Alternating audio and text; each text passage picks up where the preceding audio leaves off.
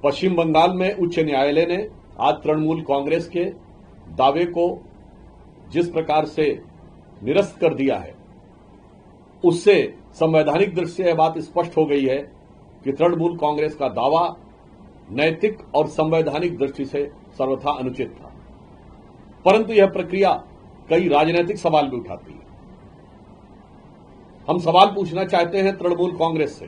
Bharatiya Janata party यह पूछना चाहती है कि ममता जी, कृपया ये बताइए कि भारत के इतिहास में ऐसा पहला मौका है जब किसी निजी संस्थान के बचाव के लिए कोई राजनीतिक दल उतरा हो। यदि आपका यह कहना सही है कि आपकी पार्टी की सारी स्ट्रेटजी एक निजी संस्थान के पास थी, इसका अर्थ यह हुआ कि तृणमूल कांग्रेस का शीर्ष नेतृत्व मानता है कि उसके समस्त वरिष्ठ नेता कार्यकर्ता नाकारा हैं और वह रणनीति बनाने में पूर्णतः अक्षम है।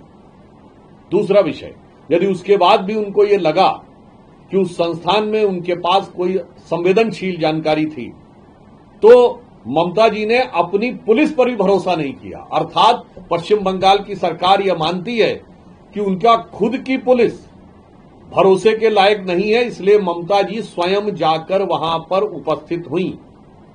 तीसरा बिंदु, ममता जी ने वहां से फाइल उठाने के लिए अपने किसी निजी स्टाफ पर भी भरोसा नहीं किया और खुद अपने हाथ से जाकर फाइल ली।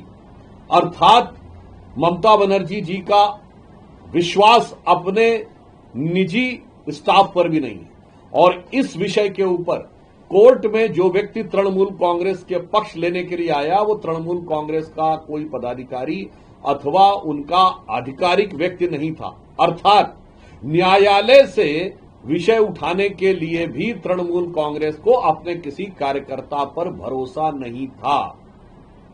यानी बहुत साफ है कि ना उन्हें अपने नेताओं पे भरोसा, ना अपने कार्यकर्ताओं पे भरोसा, ना अपनी पुलिस पे भरोसा, ना अपने निजी स्टाफ पे भरोसा, या न्यायालय में मुद्दई बनने के लिए अपने किसी कार्यकर्ता पर भरोसा।